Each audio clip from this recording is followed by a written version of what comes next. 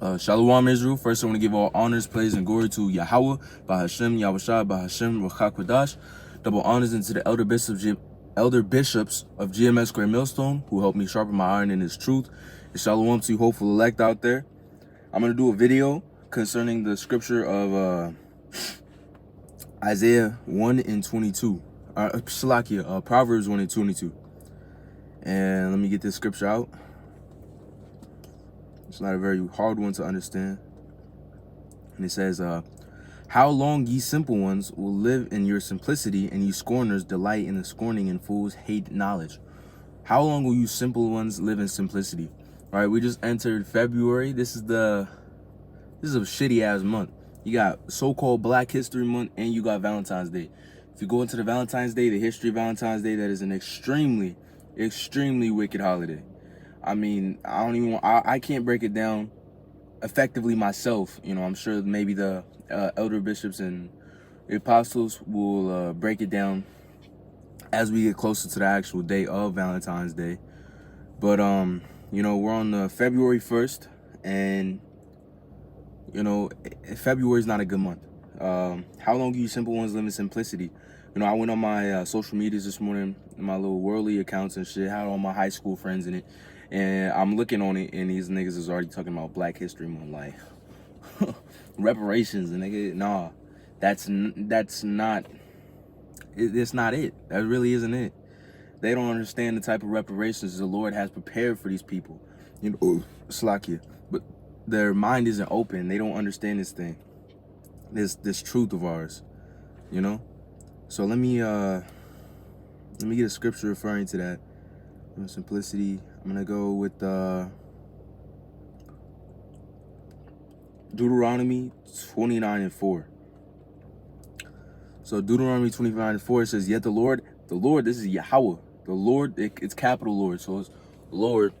I'm not sure if you can see that, but Lord, L-O-R-D, all capitals. The Lord, this is referring to the Most High, right? Yet the Lord Yahawah, our power, hath not given you an heart to perceive, and eyes to see, and ears to hear unto this day, right? And the Lord Yahawah gives the power of those things to yahawashi. I believe that's Job 14 chapter, unable to open people's minds. You know, Revelations 3 and 7. You know, the Lord gives you those powers, or what is it? Job's 5th chapter as well. The Lord opens and closes people's minds, right? The Lord is able to do all those things, and the Lord hasn't opened their minds to do those things, right? Let me get Job 5 and 21. It says, for as the Father raises up the dead and quicken them, quicken means to be brought, like, made of knowledge, right? And even so the Son quicketh whom He will. The Son quicketh whom He will. The Son, yahawashi, you know, the Son quicketh who He will, meaning the Lord will select who he brings into this truth of ours, you know? Right? So ultimately, the 2/3, you know, how long will you simple ones live in simplicity? How long will you simple ones be simplistic? How long will they be this foolish, and how long will they go without understanding, right? It's just, these people are extremely foolish, and it's a shame, but that's just the ultimate reality of it all, you know? And after that, I'm gonna go ahead and get I'm gonna go to Sirach, the Ecclesiasticus, right? I'm gonna get the, what is it, Sirach 22, and yeah, here it is. Sirach 22 and 13, it says, talk not much with a fool, and go not to him that hath no understanding. You know, talk not much with a fool. These fools, all they have is stupidity to say. They have nothing that's actually true, you know? The scriptures say, lest ye speak not of the oracles of the Most High, there is no light within thee. And these people do not speak of the oracles of the Lord, right? They don't speak of these type of things. All they're worried about is the things that are in His world. Ecclesiastes 10 and 6, I believe, it says, folly is set in great dignity. That's exactly what the world is in right now, where folly is set in great dignity. And the only thing that you ever hear is folly, right? I work in the medical industry, right? All day, every day, so far today, I've been hearing nothing but people talking about, I hope she don't come in. Mind your business. Salakia. But all day I've been hearing about people talking about Valentine's Day. Are you going to get your girlfriend something for Valentine's Day?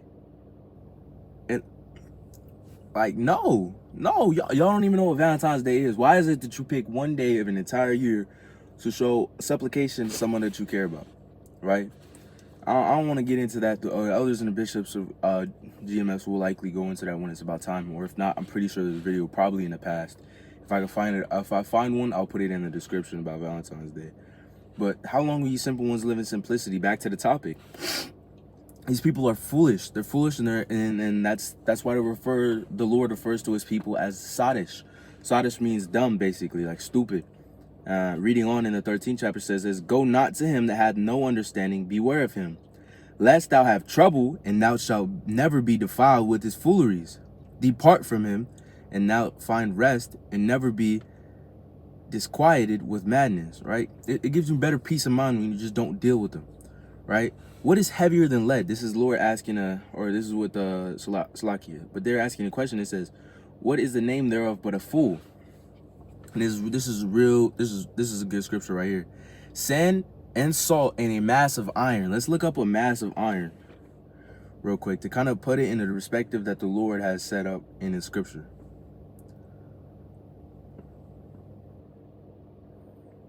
Through his prophet, of course. My Wi-Fi is not working.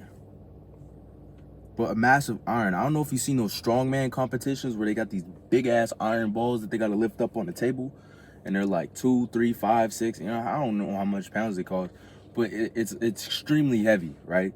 So it's easier to bear sand and salt, and a massive iron is easier to bear than a man without understanding. You know, it's unbearable to hear these fucking people dance around in their folly. It's unbearable to even like be within the vicinity of these niggas. I mean, literally, it's getting to the point where that it's just it's hard to bear hearing these things of the world. You know, that's how you know that, you know, our minds aren't set of this world. That's how you know that we're not worried about this world. I believe it's 1 John is 1:2 or 2:1. It says, "Love ye not the world, neither things in it." Right? We don't want to love the world. We don't love the world. It's not in.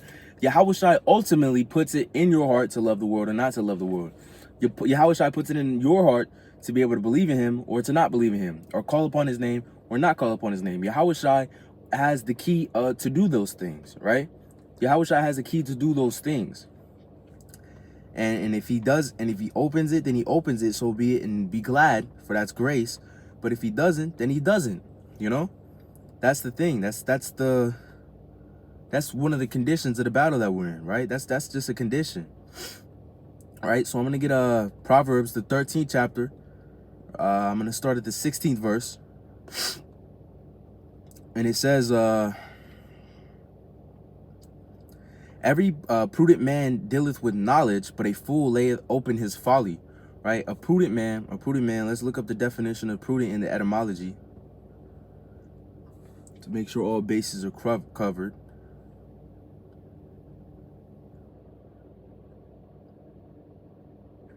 Prudent is a wise, discerning judge, Shalaki, I can't say that word. With knowledge deliberate, so it's being wise, to be in the know. Right, let me show that right there on the screen. So know we coming right. Anyways, so a prudent man, a wise man, right? Shalaki, I lost my place. But a prudent man dealeth with knowledge, but a fool layeth open his folly. A fool layeth open his folly. That means they like to dwell within it. Let me get that in the NIV. And ultimately, the Lord is an amazing thing to be able to put the Spirit upon you to go to different translations to get better understandings of things, or better ability to break them down, you know? Bro, why is this thing tripping? Anyways, I wanted to show you the NIV, but I don't think I'm going to be able to because the Wi-Fi is tripping. But layeth open his folly, layeth open, he bring it out. You know, he brings out his folly. But a prudent man deals only with knowledge, you know? A prudent man is a wise man, and he deals with knowledge. A wicked messenger falleth into mischief, but a faithful ambassador is health. Poverty and shame be to him that refuse instruction, but he that regardeth the reproof shall be honored. Right? Poverty and shame, what is the truth, or the scriptures refer to as this truth? It's riches. This is riches above everything, right? And wisdom and stability shall be upon those that fear the Lord, right? Or, wisdom and knowledge shall be the stability at all times, right? So wisdom and knowledge is the ultimate reward, and it's the ultimate stability. But with poverty and shame shall be unto them that are that refuse instruction. That's the 2/3. The 2/3. Why do you see the 2/3 in the state that the 2/3 in? Right? You tell a 2/3 person, I have a brother, and his the Ak, right? He is his shorty's mom is a big Shirley, you know, a big Shirley. She's that classic white woman. She even got herself a so-called white man, so-called, right? So-called black woman, so-called white man. She's a big Shirley ass woman, and her name actually is Shirley too. That's the fucking craziest part. You know, she's a real Aunt Jemima ass woman. And then the brother was like, because of course to hang out, he told me the story of the account. He was like, yeah, I told her I didn't eat pork. And she said, boy, I can't go without my pork. I like pork sausage. I like Vienna sausage. I like chitlins. I like pig intestine, hog maw, pig foot. And I mean, this black woman just kept on going about pork foods that she likes eating. And she said she couldn't give it up. And I have a similar thing with my family. The Navajo side of my family, I told him, you can't be eating pork. It's defiled, you know. It's not something that you want to. It's not something that you want to really eat. You know, seeing if anybody was gonna catch fire and maybe be interested in the truth. And you know, the Lord had none of the spirit on any of them, and they just kept on saying the same shit to me. Oh, I can't give up my pork. I can't do it. You know, I need that lardy ass fried bread. And they wonder why all of them damn near got diabetes, high blood pressure, hypertension, some type of fucked up shit happening to them. They wonder why these things are happening to them, right?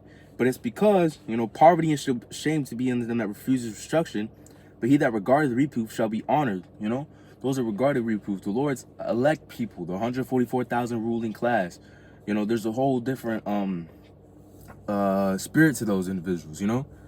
Right? And it says in the 19th verse, the desire accomplishes sweet to the soul, but is an abomination of food apart from evil. It's like, I don't want to keep reading the wrong verse here. I'm going to skip over to 20. He that walketh with wise men shall be wise, but a companion of fools shall be destroyed.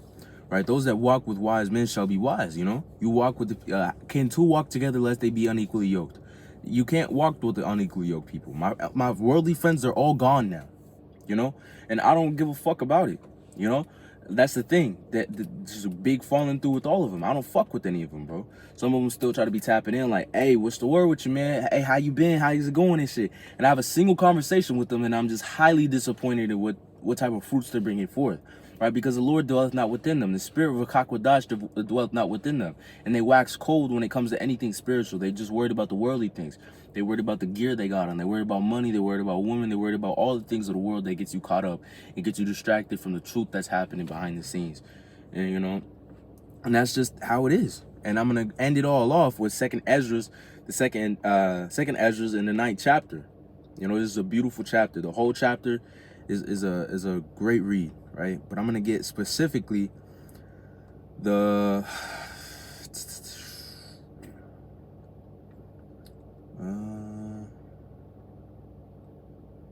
Here it is. I'm going to specifically get this 22nd verse. I'm going to get straight to the point on this one. All right, it says, let the multitude perish which were born in vain. Let my grape be kept and my plant for the great labor which I have made it perfect. Right? So let the multitude perish which were born in vain. That's 2/3. You know, the multitude perish. That's more than 2/3. There's a lot of people born in vain.